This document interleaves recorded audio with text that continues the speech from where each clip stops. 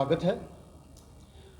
साथियों, आज की जो प्रेस वार्ता रखी गई है ओबीसी समाज के संदर्भ में, जम्मू कश्मीर का ओबीसी समाज, अगर मैं बात करूं, जब देश आज़ाद हुआ तो BR अम्बेडकर बाबा साहब जी का जो कॉन्स्टिट्यूशन बनाया गया, तो उसमें आर्टिकल 340 के तहत एक प्रावधान रखा गया था कि आने वाले समय में जो ओबीसी समाज है, सरकारें इनको आरक्षण दे सकती हैं।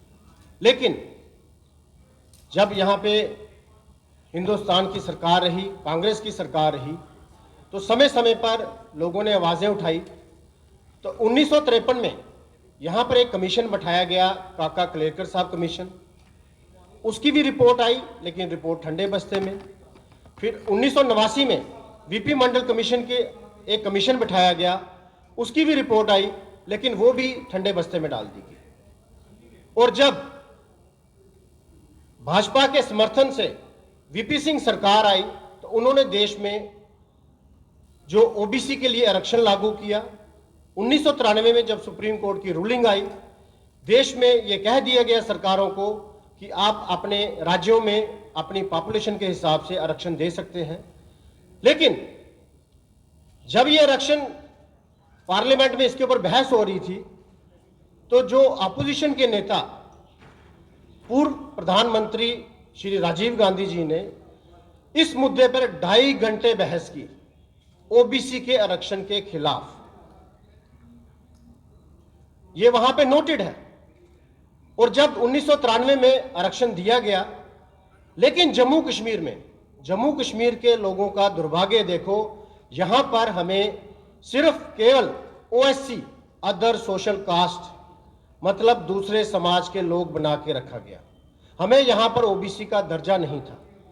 30 साल तक हमारा जो समाज है, नेशनल कॉन्फ्रेंस और कांग्रेस, जिनका केंद्र में रूल रहा और यहां पर नेशनल कॉन्फ्रेंस का रूल रहा, उनके अत्याचार को भोगता रहा और एक जनरेशन ओबीसी समाज की यहां पर खत्म हो गई। लेकिन मैं धन्यवाद देता हूं कि जब 370 की बेड़ियां यहां पर हटी, और सबसे ज्यादा अगर किसी को फायदा हुआ 370 की बेड़ियों का टूटने का, ओबीसी समाज, जो जम्मू कश्मीर का ओबीसी समाज है, उनको हुआ। क्योंकि उसके बाद पहली बार जो जम्मू कश्मीर का ओबीसी समाज है, केंद्र में भाजपा की गवर्नमेंट आने से, जो हमारे प्रधानमंत्री श्री नरेंद्र मोदी जी हैं, उनके नेतृत्व में एक फैसला लिया गया, एक बिल लाया गया, और पहली बार ओबीसी का दर्जा जम्मू कश्मीर के ओबीसी समाज को दिया गया। मैं तहे दिल से उनका धन्यवाद करता हूं। उसके साथ साथ हमें यहां पर जॉब्स में और एजुकेशन इंस्टीट्यूशंस में 8% का आरक्षण दिया गया। लेकिन उससे पहले जब हमें केवल 2% आरक्षण था, जब भी कभी नौकरियां निकलती थी, अगर 100 नौकरियां निकले तो 2 नौकरियां हमें ओबीसी समाज को मिलती थी। अगर 99 निकलती थी तो 1 नौकरी मिलती थी। मेरा कहने का तात्पर्य यह है कि इतना बड़ा समाज, अगर मैं कश्मीर की बात करूं, कश्मीर का हांजी, कश्मीर का मछली पालने वाला, गधा हंस, कश्मीर का कुल फकीर, कश्मीर का हजाम, कश्मीर का शाख साज जो कांगड़ी बनाते हैं, शिकारा वाला, कश्मीर का नजार, कश्मीर का कुम्हार, बड़ी सारी कास्टें हैं। उनका क्या कसूर था, जिनकी लाखों में आबादी है?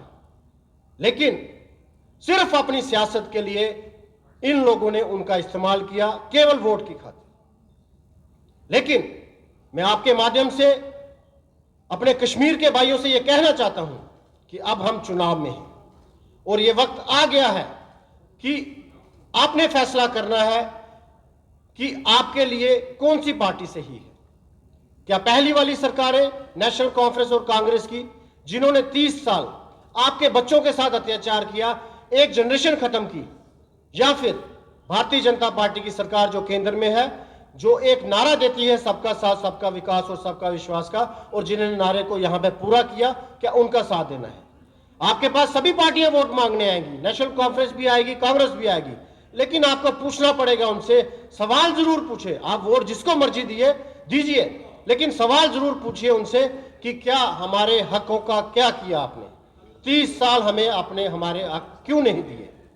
मैं कश्मीर के जितने हमारे ओबीसी भाई हैं उनसे ये आग्रह करूंगा कि एक बार सवाल तो जरूर पूछिए कि हमारा आपने इतने साल क्या किया।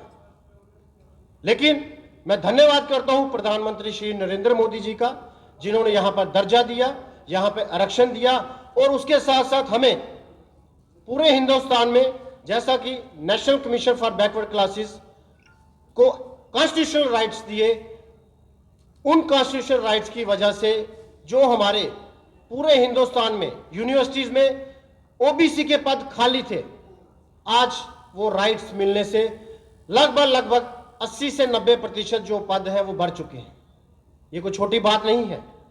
पहले हमें यूनिवर्सिटियों में पद खाली रहते थे लेकिन पोस्टें नहीं मिलती थी, लेकिन भारतीय जनता पार्टी सरकार के आने के बाद ये काम हुआ। आज हमें सैनिक स्कूल में, नवोदय विद्यालय में, केंद्रीय विद्यालय में और उसके साथ साथ लॉ कॉलेज में 27% आरक्षण मिला हुआ है।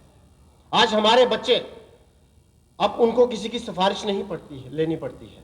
आज बिना किसी सिफारिश के इन स्कूलों में उनको दाखिला मिल रहा है और आने वाले समय में वो एक अच्छे नागरिक बनेंगे। साथियों, मेरा आपसे यह भी आग्रह है कि आपके माध्यम से आप उनसे पूछें, उन सरकारों से, कि आपने इतने साल ओबीसी समाज के साथ क्या किया, इतना अत्याचार क्यों। आज हमें, अगर नेशनल फेलोशिप की बात करूं, जो पीएचडी रिसर्च फेलोशिप करते हैं हमारे ओबीसी समाज के बच्चे, उनको सालाना 35,000 से 42,000 सरकार जो है वो दे रही है। आज हमें पोस्ट मैट्रिक स्कॉलरशिप में 12,000 रुपया हमारे बच्चों को हर सालाना मिल रहा है। उसके साथ साथ मैं बात करूं प्रधानमंत्री स्कॉलरशिप, जो स्कॉलरशिप योजना है, पीएम